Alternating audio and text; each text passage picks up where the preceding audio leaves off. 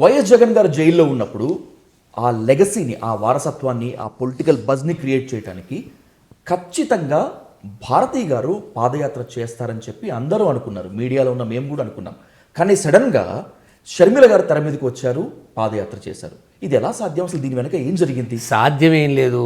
ఇంటర్నల్గా ఏమో నేను పక్క జరిగిపోతున్నామో, మా నాన్నకు బిడ్డగా నేను వారసురాలి గిట్టేమని ఇబ్బంది పడతానేమో అన్న ఉద్దేశంతో ఒక అడుగు ముందుకేసి, అన్నా నువ్వు జైల్లో ఉంటే నేను పాదయాత్ర అయిపోతే ఎవరు చేస్తారు, మన రక్త సంబంధం ఒకటి అన్న ఉద్దేశంతో ఆమె పాదయాత్ర చేశాను. సార్ జనరల్గా ఎట్లుంటుంది, ఎవరికి ఇబ్బంది వచ్చినా భార్య మొదలు బయట వచ్చి చెప్పుకునేది భార్యనే, అది ఎవరికి వచ్చినా. అక్కడ కొంత రక్త సంబంధం ఉంది కనుక ఆమె ముందడుగేసింది.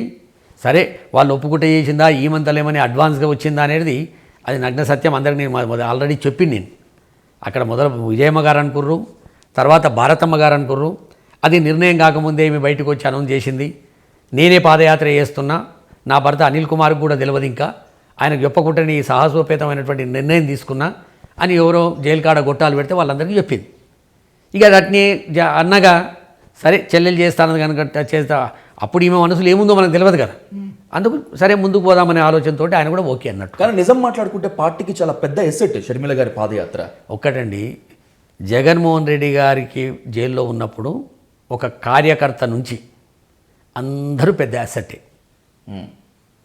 ఆ కుటుంబము రాజశేఖర రెడ్డి గారి ప్రాణాలు పోయిన తర్వాత 700 పైచిలకు షర్మిలతో మీరు ఇప్పుడు విభేదిస్తున్నారు, ప్రాణాలు పోయినాయి. షర్మిలతో మీరు ఇప్పుడు విభేదిస్తున్నారు కాబట్టి షర్మిల గారికి కాస్త క్రెడిట్ ఇస్తున్నా అనే ప్రయత్నం చేసినప్పుడు మీరు ఒప్పుకోవట్లేదు. లేదు లేదు లేదు షర్మిలమ్మ గారు 3212 కిలోమీటర్లు నడిచింది వాస్తవమే. ఆమె చెమటోడిచింది వాస్తవమే. ఆమె ఎటువంటి స్వార్థం లేకుండా నేను పార్టీకి పనిచేస్తున్నా, మా అన్నకు పనిచేస్తున్నా అని ఆ రోజులలో చెప్పింది వాస్తవమే. మా అన్న వదిలిన బాణాన్ని అని చెప్పింది వాస్తవమే. ఇవన్నీ వాస్తవాలు.